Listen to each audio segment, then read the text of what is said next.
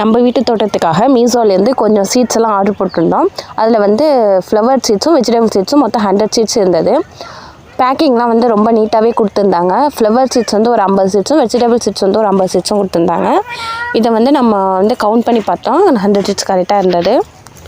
இந்த விதைகள்லாம் வந்து நம்ம கிளைமேட்டுக்கு வருமா என்னன்னு தெரியலை, இருந்தால் நம்ம வாங்கியிருக்கோம்.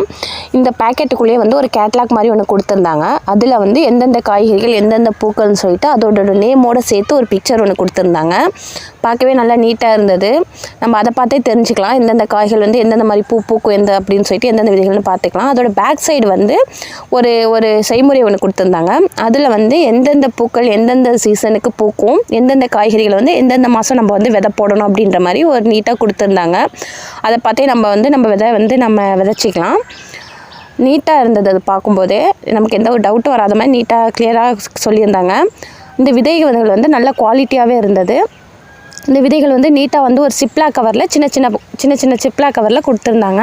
விதைகள் வந்து நல்லா குவாலிட்டியாக நல்லா தரமாகவே இருந்தது. நான் கையில் வச்சுருக்கிறது வந்து சன்ஃப்ளவரோட விதைகள் இது. இதை வந்து அந்தந்த கவர்லேயே வந்து அதோட நேம் வந்து ஒரு லேபிள் போட்டு ஒட்டியிருந்தாங்க. சின்னதாக எந்தெந்த ஒரு குட்டி குட்டி பேக்கெட்டில் அந்தந்த விதைகள் போட்டு அதுக்கான நேமே அதிலே எழுதியிருந்தாங்க. இதை வந்து அவங்க சொல்லியிருக்க மாதிரி நம்ம அந்தந்த சீசனுக்கு வந்து விதைச்சி வைப்போம்.